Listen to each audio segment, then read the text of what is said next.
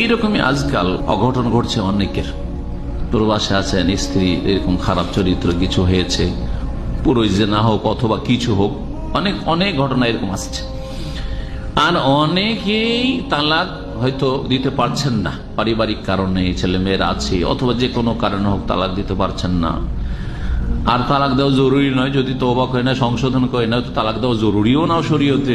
রাখছেন তো রাখলে সসম্মানে রাখতে হবে। এই হাদিসের উপর আমলের ক্ষেত্রে বলবো এই মাসআলাই আপনি তিরস্কার করতে পারেন, যখন তখন খোঁটা দিবেন। সারা জীবন ওই একবার, কখন 18 বছর 20 বছর বয়সে একবার তার একটু চরিত্র খারাপ হয়েছে, সারা জীবন বলতে তোর তো 14টা আছে, তো এই আছে সেই আছে, তোর চরিত্র খারাপ, তোর বংশ খারাপ, আউযুবিল্লাহ, এসব বলা যাবে না। রেখেছো সসম্মানে রাখো। আর না হলে ওই তখনই যখনই দেখেছো সে অসতী অথবা খারাপ চরিত্র দেখেছো, সসম্মানে তাকে বিদায় করে দাও।